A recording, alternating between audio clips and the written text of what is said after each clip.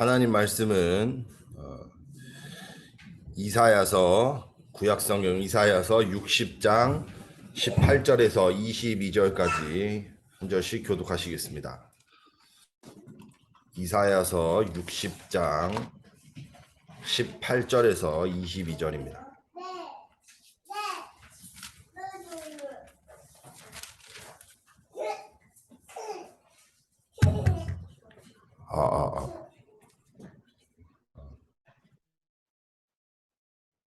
이사야서 60장 18절에서 22절까지 한 절씩 교독하시겠습니다.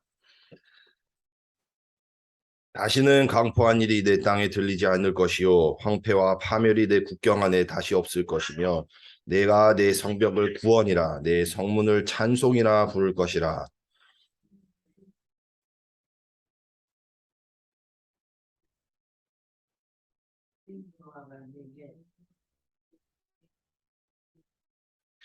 다시는 내 해가 지지 아니하며 내 달이 물러가지 아니할 것은 여호와가 내 영원한 빛이 되고 내 슬픔의 날이 끝날 것임이라.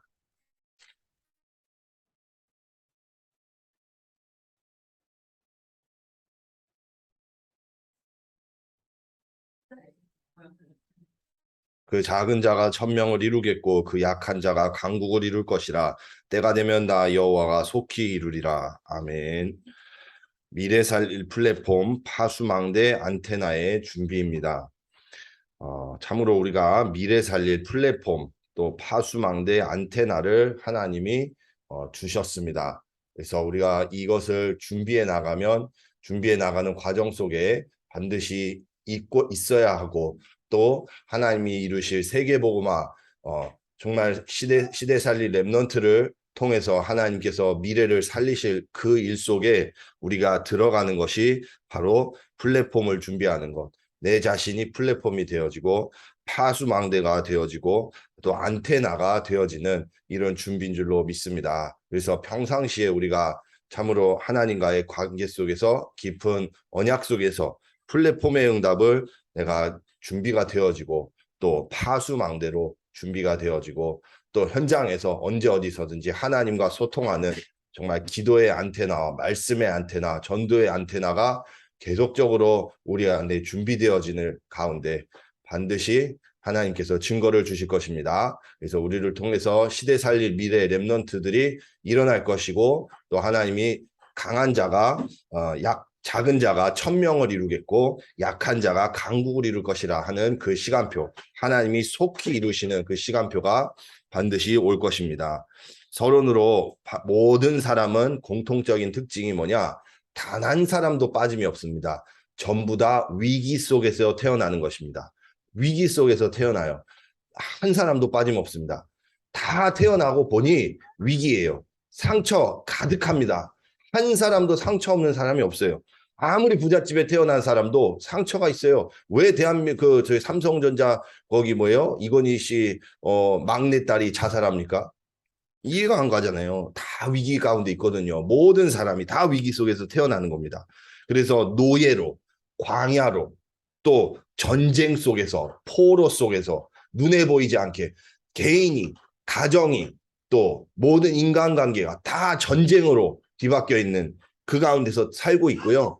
또 모든 현실이 노예로 우리가 뭔가에 끌려가듯이 사람의 노예가 될 수도 있고 뭐 세상의 노예도 될 수도 있고 공부의 노예로 살아간다든가 아니면 돈의 노예로 살아가는 사람들 등등 다 이 노예로 살아가고 있습니다. 또한 포로 속에서 결국에는 세상의 포로로 살아가면서 그 속에서 신세한탄하면서 살고 있어요. 모든 사람이. 그게 현실이 그렇다는 겁니다. 현실이 우리가 위기 속에 늘 거하고 있다는 거예요.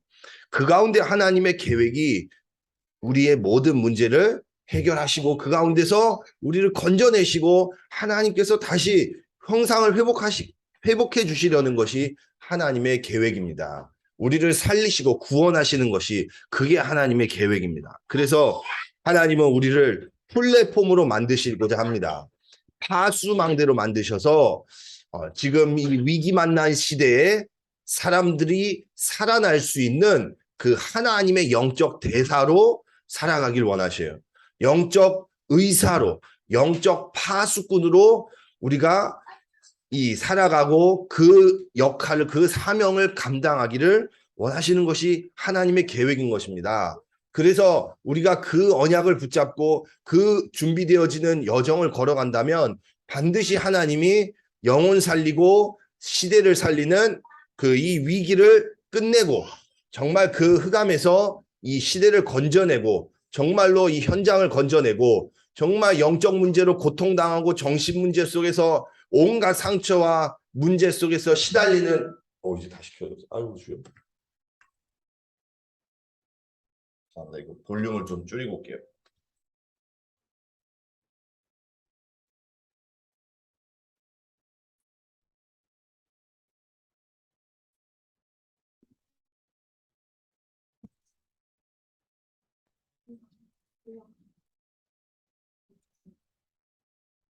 죄송합니다. 그래서 이렇게 이 우리의 현실을 막고 그 현실에서 흑암을 무너뜨리고 문화를 바꾸게 하시는 것입니다. 이게 우리에게 주신 하나님의 큰 계획이죠. 이것을 본 사람은 현실을 보고 올바르게 보는 것입니다. 첫 번째로 그렇기 때문에 그래서 영적인 눈을 뜰 수밖에 없습니다.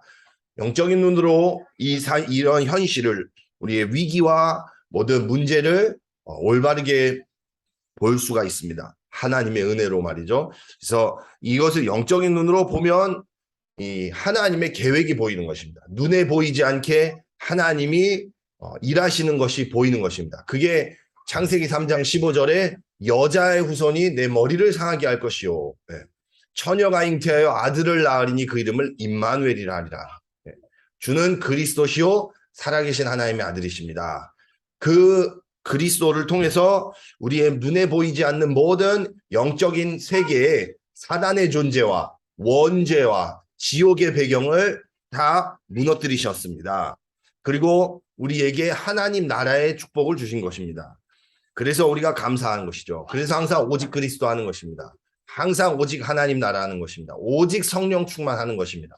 그래서 이 응답으로 이 능력을 가지고 우리가 하나님의 형상을 누리면서 살아가는 거예요. 모든 이 현장을 정복해 나가는 겁니다. 현실은 뭐예요? 위기입니다. 전쟁이에요. 포로고 속국이고 노예로 다 무너지고 고통당하면서 모든 인간들이 다 이 시달리는 아주 심각한 이런 재앙지대 가운데 있지만 우리도 그 속에 있지만 그것을 살리는, 그것을 이기는, 정복해 나가는 흑암 세력을 무너뜨리는 현장을, 문화를 바꾸고 그것을 정복하는 그 응답이 이제 우리에게 일어나기 시작하는 것입니다.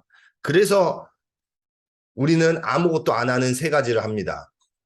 아무도 안 합니다. 아무도 할 수 없는 것이 하나님이 우리에게만 하게 하신 겁니다. 우리에게만 하신 것이 이 사람들이 모르고, 사람들은 어리석게 하나님을 알지 못하고 복음을 몰라서 이 생명이 없이 고통 가운데서 마귀 자녀로 우상 숭배하면서 이 영적 문제 속에서 죽어가고 있는데 절대로 할 수 없는 이 세 가지가 우리에게 주어진 응답이란 것이에요.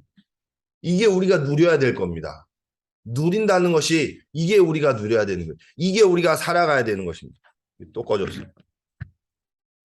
그래서 우리에게는 하나님이 무엇을 누리라고 하시느냐.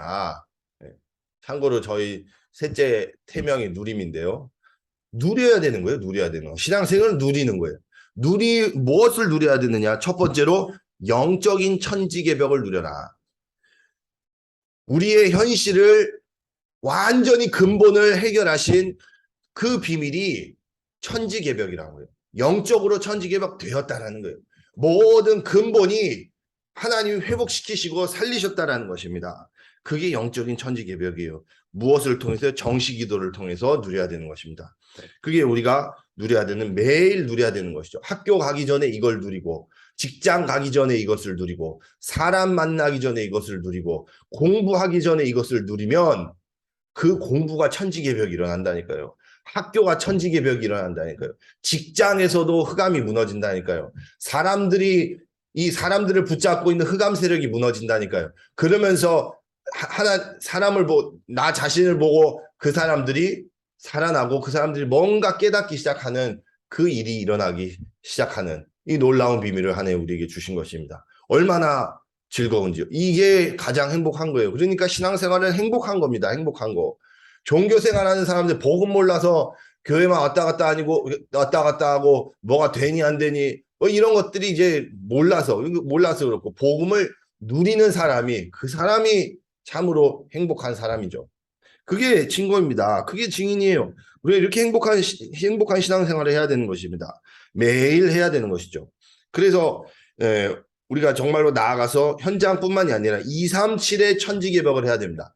237 나라 5천 종족의 천지개벽을 하는 그 능력이 언제 나타나느냐? 우리가 전도 선교를 품고 하나님의 그 사명을 감당할 때, 영혼 구원하기 시작할 때, 실제로 이제는 우리 삶 가운데서 전도자의 삶이 이루어지는 그 가운데 237의 천지 개벽이 일어나는 것입니다. 그게 전도 선교예요. 이것을 아무도 할 수 없기 때문에 237을 전도 선교해야 되는 것입니다. 그 가운데서 렘넌트에게만 하나님은 주신 비밀이 있습니다.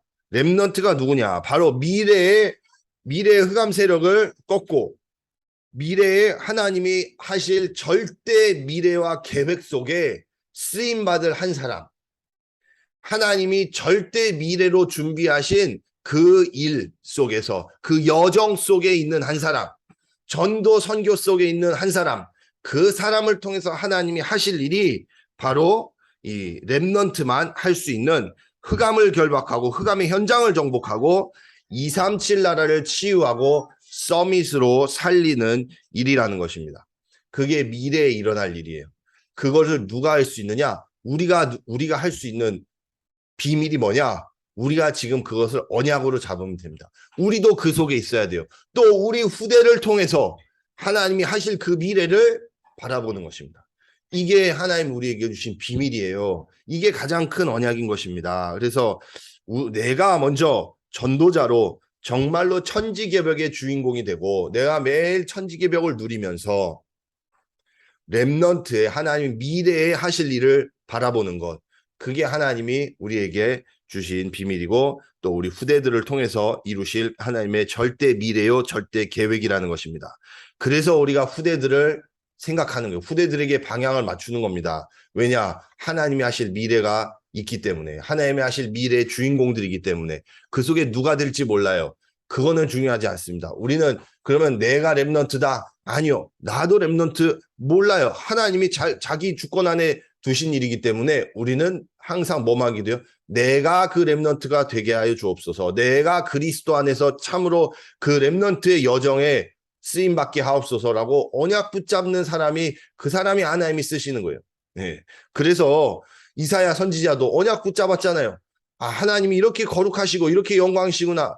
그러면서 하나님의 소원을 듣습니다. 이 누구를 보낼꼬 하니 이사야가 나를 보내소서라고 고백한 것처럼 사람 누구를 정해놨다가 아니라 누구든지 하나님의 언약을 붙잡고 하나님의 마음과 하나님의 소원을 붙잡는다면 그것을 본 사람이라면 그것을 쓰임받는다는, 그러니까 우리는 기도만 해야 되는 거예요.